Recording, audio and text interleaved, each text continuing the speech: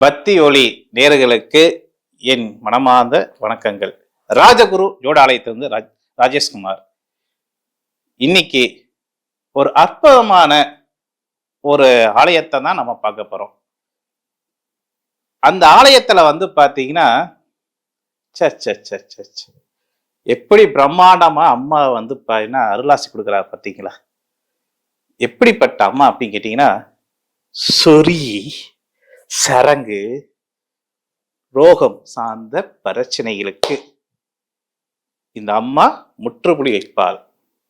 முக்கியமாக சொறி, சரங்கு, தொழுநோய் சம்பந்தப்பட்ட நோய்கள் உங்க குடும்பத்தில் யாராவது ஒருத்தருக்கு இருந்தால் நிச்சயம் இந்த ஆலயத்துக்கு சென்று வாருங்க, அம்பாள் குணப்படுத்துவார். சரி, இந்த அம்பாளுக்கும் வேப்ப மரம், எல்லா அம்மனுடைய கோயில பானா வேப்ப மரம் இருக்கு.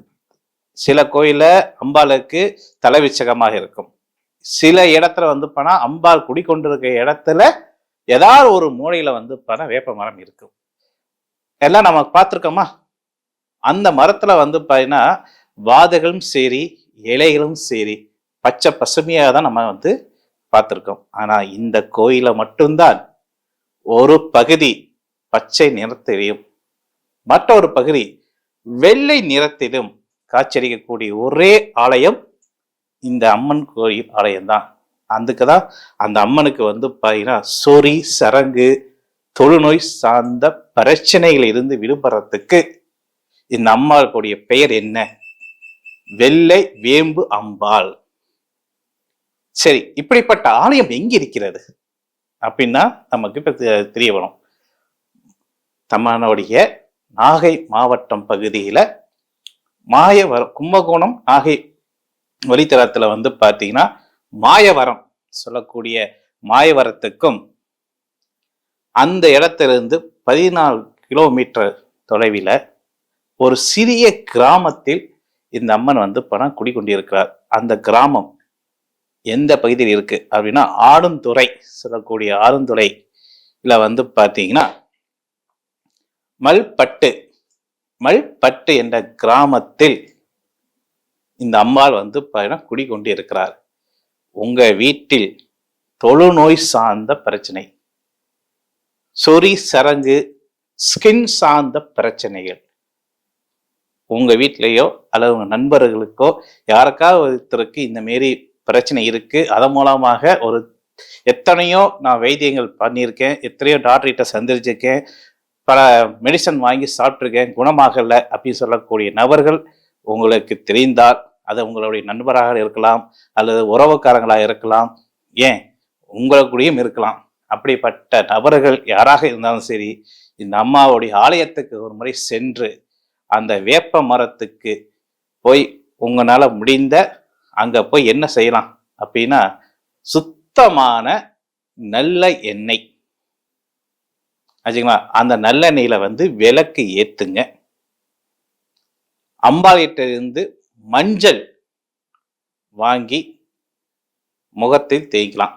சார், பெண்களுக்கு ஓகே சார், ஆண்களுக்கு சார் அப்படின்னு ஒரு கேள்வி வரும். ஆண்களுக்கு வந்தாலும் நீங்க என்ன பண்ணணும்னா மருந்தாக நீங்க எடுக்கலாம். எப்படி இருக்கலாம்? அந்த வேப்ப மரத்திலிருந்து கொழுந்துகளை சேகரிக்க வேண்டும். வெள்ளை அந்த ஒரு பகுதியே அந்த மரத்துடைய கிளை இருக்கக்கூடிய இலைகள்ல வெள்ளை அமைப்பு இருக்கு சொன்ன பார்த்தீங்களா? அதுல சில இந்த மாரி நான் இந்த இலையை வச்சு பூஜை பண்ணணும், அதுக்கு உங்க அங்க இருக்கக்கூடிய அச்சரைகிட்ட சொல்லி உங்களால முடிந்தா அங்க 2, 3, 5 இலைகளை வாங்கிட்டு அந்த அம்பாளுடைய புகைப்படத்தை சேர்த்து வாங்கிட்டு உங்க வீட்டில் இருக்கக்கூடிய வீட்டில் பார்த்தீங்கன்னா நீங்க எந்த இடத்துல வச்சு அம்மா வழிபடணும்னு ஆசைப்படுறீங்களோ அந்த இடத்துல வைக்கலாம்.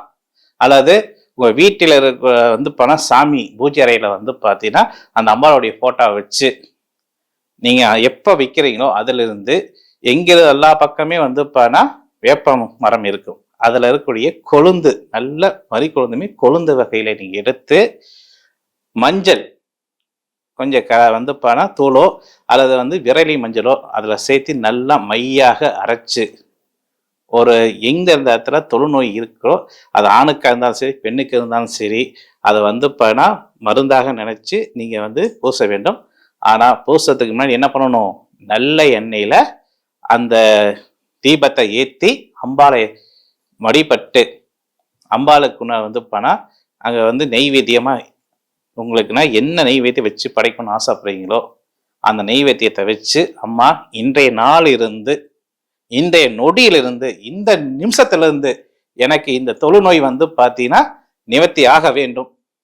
இது வந்து நான் உன்னை மனதார என் பெத்தவளாக, அதாவது எப்படி என்னை பெத்தவளாக என்னை வந்து நான் உன் பிள்ளை, உன் பிள்ளைக்கு இந்த நோய் இருக்கு, நீ என்னை பெத்தவ, நீ தான் என்னை இதுல இருந்து விடுபடணும் அப்படின்னு சொல்லி அந்த அம்மாட்ட மானசீகரமா சரணகிரி நீங்க அடைஞ்சு நீங்க இதை தொடர்ந்து 48 நாள் இந்த ஒரு விரதமாக இதை எடுத்துட்டு வந்தால் உங்களுக்கு உண்டான பிரச்சனை நிவர்த்தி ஆகுமானா நிச்சய நிவர்த்தி ஆகும். நீங்க மட்டும் பயணிச்சா மட்டும் போதாது, ஒரு முறை சென்று அந்த பிரச்சனையிலிருந்து விடுபட்ட நீங்களாக இருந்தால் உங்களை தேடி அந்த அம்பாளே வந்து அருளாசி கொடுப்பா என்று சொல்லி விடைபெறுகிறேன். மீண்டும் ஒரு இணையதள நிகழ்ச்சி சந்திக்கும் வரை உங்களிடம் விடைபெறுவது ராஜேஷ்குமார். நன்றி, வணக்கம்.